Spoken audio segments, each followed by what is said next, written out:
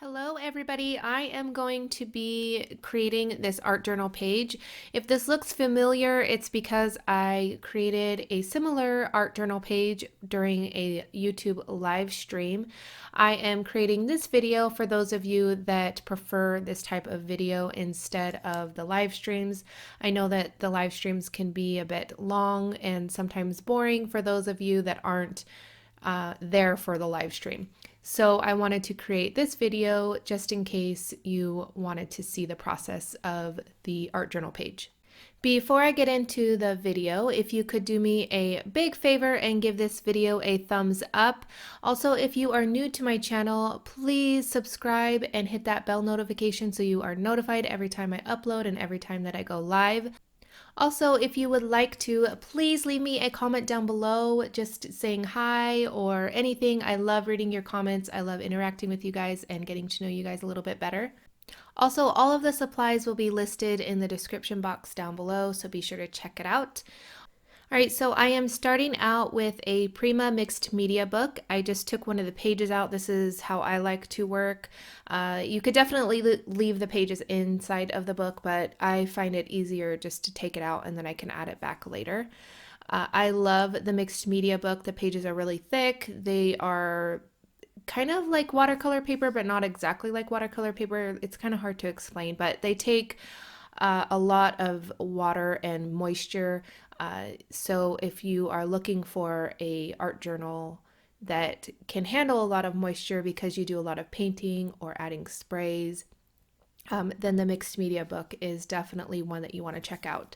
All right, so the stamp set that I'm using is from Create a Smile. It is called Loops of Love, and it has all of these really great kind of squiggly circles, and then it has some hearts and stars. It's a really great stamp set. I got it from Simon Says Stamps, and the link is in the description box down below, so be sure to check it out if you are wanting a stamp set like this.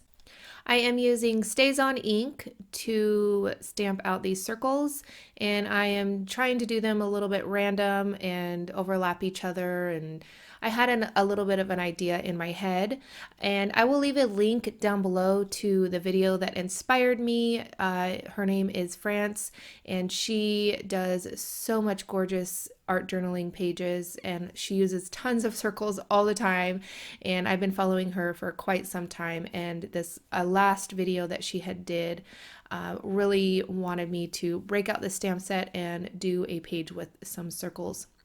All right, so before I move on, I did want to say really quickly too that I did not prep the page with anything. It is no gesso, no gel medium, nothing. I am stamping directly onto the paper. And again, I use StazOn ink and I just kind of randomly stamped them. I'm taking Don't Forget to Fly stamp set from Finnabair, and again, stamping with the StazOn ink, and I am just going to add a little bit of stamping inside of some of the circles. And if you want to check out the live stream, you can also do that as well. I will have it linked in the upper right hand corner for you.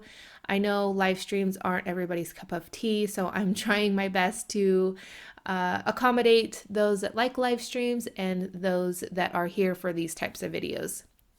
All right, so after that, I add a little bit of water to the page, and again, still no gesso. This is just directly the paper. And I'm taking some acrylic paint. This is the Impasto paints from Prima, and that color is, forgot the color, hold on. It's Dusty Rose, and it is probably one of my favorites. It is so gorgeous. It's a very, very beautiful color. And I watered it down just a tad, and my paintbrush it has water on it as well. So I'm wanting to try to get a watercolor effect with the acrylic paints. It's not hard to do, but it definitely isn't watercolors. But the paper helps.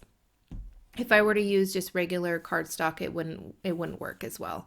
So I am just taking the acrylic paint, adding a little bit of water, and then I will kind of color in those circles. And again, I want to try to get a little bit of a watercolor messy look. I'm not trying to color these circles perfectly.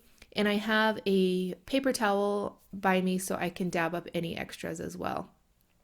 And I'm trying to do a little bit of shading. I will add a little bit darker color with the graphite sticks later on, but for this darker purple, I am using Aubergine, which is another gorgeous color. These two colors together are so beautiful.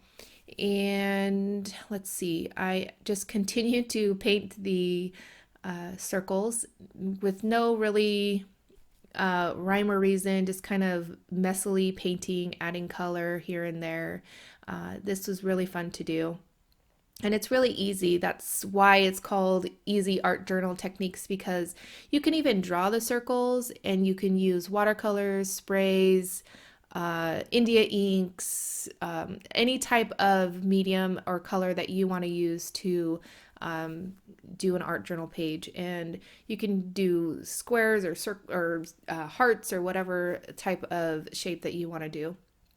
I think the most important thing for this type of technique, because if you want to get the same effect like the watercolor effect, is the paper. So you can use watercolor paper, or like I said, like mixed media paper. They have that as well. I haven't tried like the Strathmore mixed media paper. I'm definitely going to have to try that out because I'm running out of my mixed media book paper. So I'll definitely have to try that paper out. Let me know in the comment section if you've tried the mixed media paper out and if you like it. All right, I am just continuing to add color and then add water, more color, and you could see here that it is very messily done. I did not stay within the lines. And after that dried a little bit, it's not completely dry yet, I am adding a coat of clear gesso.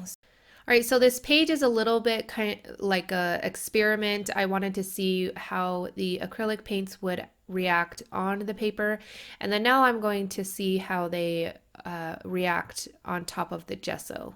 And I will be using the paintbrush, adding the color, and again, these colors are Aubergine and Dusty Rose. And then I'll add a little bit of water to the paints, and then I'll kind of blend them out with my finger. And this way I can get a little bit more intense color in places that I want, and it's not going to give that watercolor effect. So although I like the watercolor effect, I wanted some more intense color in some of the areas so that the circles have a little bit more dimension and it gives a lot more interest to the page. So as you can see here, I'm just kind of playing around, and it really helps with the gesso on top because I have a lot more playtime with the acrylic paints instead of it kind of blending out and seeping into the paper. All right, so now I'm going to be adding some splatters, and again, these are the same colors, Aubergine and Dusty Rose. I'll probably mix them a little bit together, so you might see like a third or fourth color, but these two colors are so gorgeous together. And I add a lot of water so that I can splatter it on. And you guys know I love my splatters, so I'm just going happily splattering away. All right, so after I get done adding a million splatters, I dried the page because I'm going to be adding more water, so I didn't want the acrylic paint to react to the water. Because it's acrylic paint, once it's dry, it's there. It's not going to react to the water. Because it's not water-based, so you can add other layers on top of the acrylic paint. All right, so I'm using water-soluble graphite sticks from Prima. These came out years ago. I've had them just sitting here forever. I haven't played around with them. They kind of intimidate me, but to add a little bit of depth to my project here, they worked perfectly. The last time I remember using something like this was in junior high, and it was charcoal, and I believe it was trying to draw negative space, and I just could not grasp that concept at that point. So I don't know, but I really liked using them. I remember really loving art. As I said in the past, I took art all through junior high, all through high school. I wasn't that great at it. I barely passed the classes, but I really, really enjoyed drawing. And we did like pen, like the you dip the pen in the ink and oils and all sorts of different things. It was really fun, but definitely not artistic in that way. I can't draw a person or anything like that. All right, so enough rambling. I am using the graphite sticks, and I believe this one is 2B, I think I used. I don't know if it makes a difference. I'm sure if you're familiar with graphite, using graphite, you know that there probably is a difference, but I have no idea what the difference is. And I add a little bit of water, and then I'll add the graphite stick, and then I will move it around with my finger. And as you could see, I definitely add a little bit too much, and then I'll wipe it away. But I really like the dimension that it gives the circles, and it's like a chalky type of finish as well. So it's really nice. All right, so here is my infamous white splatters. I love adding white splatters to everything. And I'm glad that no one recently has complained that I add too much splatters because I definitely sometimes feel that I do, but I feel it just, I don't know, it looks so cool, I think. And it's fun splattering away lots of ink on a page or a project. And here I go, even more splatters. So this is probably a combination of the aubergine and the dusty rose watered down a little bit. And then I'm going to add a sticker which says, do what you love and love what you do. And that is going to complete this page. So if you want to check out the live stream, be sure to check out the end card. I will have a link there as well. Here is a look at the page. And I want to thank you guys so much for watching. And again, here's a couple more videos you might enjoy. If you haven't done so already, please give this video a thumbs up, share it on social media. It really helps me out and I really truly appreciate it. Leave me a comment down below and I will catch you guys later. Bye.